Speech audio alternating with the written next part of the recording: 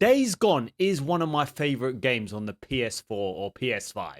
You know what I mean. I remember a few years ago, a lot of you subscribed to this channel from my old videos about Days Gone. And believe it or not, when I created that channel, some of you will know, I never actually played Days Gone. And now it's become one of my favorite PlayStation games. Now it is crazy that it has been 6 years since we got the release of Days Gone. And can you believe literally on the 6-year anniversary of this game, they are bringing out a remaster. Not a sequel, a remaster.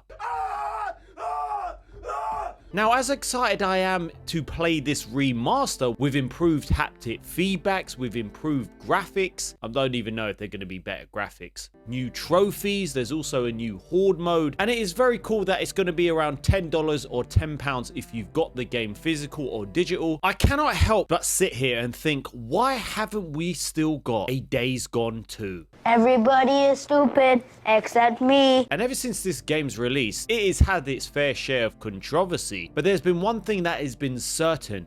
This game has an incredible fan base. Now, anything Ben Studio post, you see it. Days Gone 2, we want a Days Gone 2. When is there going to be a Days Gone 2? Literally, it's everywhere. And this has been consistent over the last few years. And even though we have got a remaster 6 years later, I do believe we're going to get a Days Gone 2. Because Sony's not going to have a choice. Oh, for flip. Me? Who wants to see a generic? No. Shush, that doesn't work now. It's 2025. This is over. You're like 5-6 years too late. But Shush. Turn around. Good. Walk away. Okay. That's it. And see yourself out. Your mum. Now, when Days Gone launched, there was a lot of praise with this game. At launch, there was a lot of bugs and glitches, which didn't help it at all. And fast forward to when I played it, and at that time I had a hair transplant, so my head was looking pretty mad, and I had a very questionable beard. Jesus! Don't worry about that. I didn't come across any real bugs, apart from probably one where you literally went through the map. I had to just reload the game, but that was literally the only bug I got. Now, I played it on the PS5 with an upgrade that brought it to 60 FPS, so it kind of felt like this was the PS version of this game. Which tells me, why are we even getting a remaster to this damn game in this generation of total remasters and remakes? As I got into the game, I grew to love the story. Yes, it took a bit of time to get into the story and to get the game going, but for me, I love that with games. Death Stranding, it was a very slow burner, and I'm someone who can be patient with the game knowing that there's going to be a payoff at the end. I loved how you could upgrade your bike, customize it to an extent. You could have a Death Stranding baby on the back, improve its performance, nitrous, color. And during this time when I played it, I had to look into why these reviews were mediocre, if that. Because there's no way this game got 5 out of 10s. I couldn't believe when I saw GameSpot basically have this woman reviewed a game who clearly doesn't love games. She's a nice girl scientist, and he's a bad guy biker, and they love each other anyway. Like, okay, This woman's Romeo and single. Juliet goes, you have, you're a terrible bike, because Deacon's bike Shocking. got looted at the beginning of the Shocking. game. You have, like, the worst parts of all time. You get, like, a mile per gallon. Really so you have, weak. like, a really weak bike. How could they do You this have, to you know, us? not very good guns, because, the weapons You you start have off with access shit to guns. are At the like, start. Right, but it builds up so slowly. You start out with... Did this, your parents give you melee, everything as a child? really- She obviously didn't work for anything in her life. Yeah, in most games, you pretty much start off at a low level, and then as the game goes on, you need to upgrade certain weapons or your bike for this instance, and you kind of have to earn it. No, she wants it day one. And not to mention what she said about the newts in the game. Been killing newts the whole game, or you've been killing newts. I found it uncomfortable. It's a video game, and she complains that she feels uncomfortable killing child zombies. I know!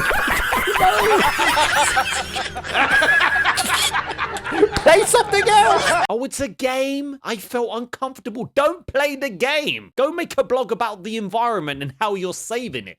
Or play Animal Crossing. When I saw this review, I was so confused because I was just like, is this where game reviews have got? And mind you, this is when I first started the channel. And I started the channel because I got back into gaming. I got back the love I did when I was a kid, and I wanted to talk about video games, not politics. Although I do talk about it from time to time because now it seems to be a part of this freaking gaming industry. What really opened my eyes to where the game industry went from when I was like a 15-year-old kid is when IGN said said, That I initially rolled my eyes at yet another gruff white male. What the hell especially did one he with just such a say gruff that? white male protagonist. some people will say yes, he was actually being positive because he rolled his eyes at another generic white protagonist. But the fact that he had the balls to say that, I was super shocked, because I was thinking, you say that to any other race, you're gonna get ridiculed for that. The wokesters are gonna go mental. From where I remember IGN was, it was all about games, and I was new to this whole YouTube thing. No offense, but I really hope this guy got freaking sacked. I'm sorry, that's not on.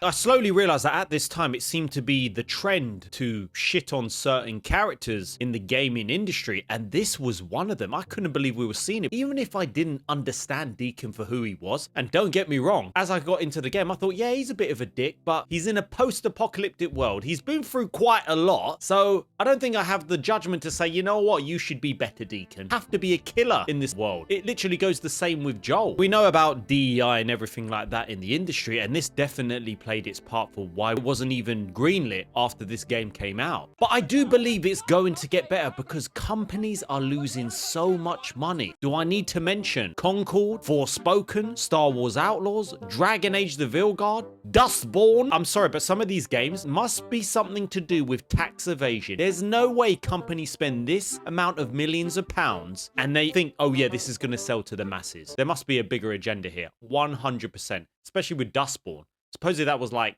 taxpayers' money. This is the worst. And you know how I know these reviewers were wrong about this game? It's because of you guys. The gamers, the audience, the people that actually play video games to escape reality. 90% of people I speak to in the community, they love Days Gone. Don't get me wrong, there was people that didn't like the game. They said it was too long or they got bored, but for the majority, it was clear that this game was something special and there was a fan base. And yet Sony didn't want to know. In what universe does a company not want to listen to their customer base? Because it was clear that there was so many people that wanted a sequel. It makes things even more baffling. But also understanding that they clearly didn't listen to their audience and then they go spend 400 million on Concord. Nobody asked for that. We didn't know for years about Ben Studio's next game, and I always said, I'm not sure if I'm going to find the clip. What does this mean? This means Days Gone 2. No, it probably doesn't. Ben Studio working on a new game that uses Days Gone open world system. I think it deserves a Days Gone 2, but again, since the directors have left, I'm not too sure.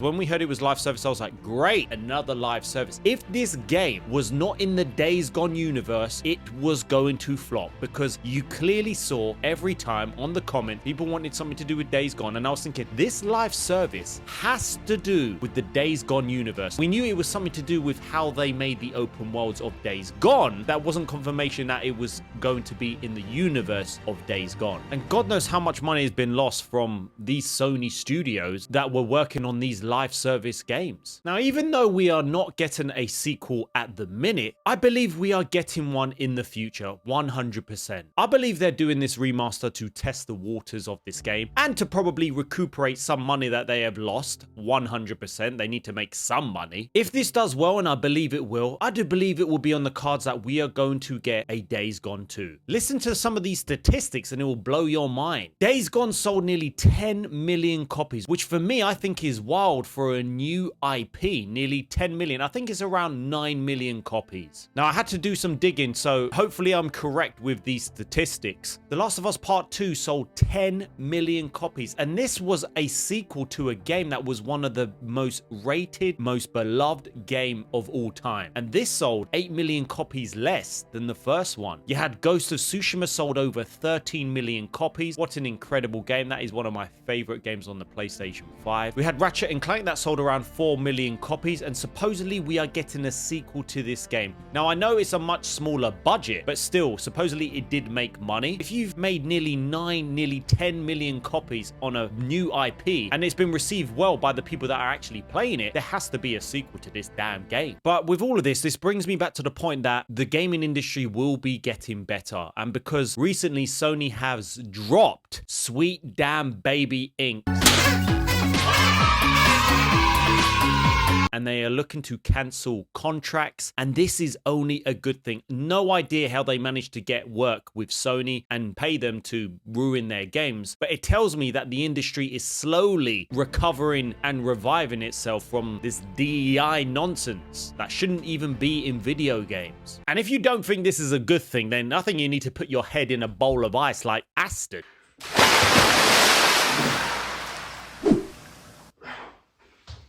Thank you. Now, it makes me think around 2020 or 2019 that we started getting these weird reviews from like GameSpot, IGN, ridiculing the protagonist for, you know, how he looks, which makes no sense. But it made me think that that was the year. Around 2019, 2020, this was the year where SJW started bashing a game, not about its gameplay or its fun or its engaging story. It was about representation, which not once did I play the game thinking, oh, yeah, there's not a lot of diversity. I'm playing a video game. I don't think like that. And the old director that used to work for Ben Studio, John Garvin, it just made me think that he just didn't want to stand for this bullshit. And he did do a tweet all those years ago about the reception of Days Gone. But this is what he said. It had tech issues like bugs, streaming, and frame rate. And it's great that he acknowledged that there was these problems at launch. He acknowledged that. It had reviewers that couldn't be bothered to play the game. That I totally agree with that GameSpot review. It's clear that she does not like video games, or definitely these sort of games. It made no sense. It's like getting my mum to review this and she'd be like, oh my gosh, killing? Anton, this is not good. You're going to become a killer. I'm not, mum. Just in video games. But also his last point, it had woke reviewers who couldn't handle a gruff white bike looking at his wife's rear end. You could clearly see in the game that Deacon is attracted to his wife.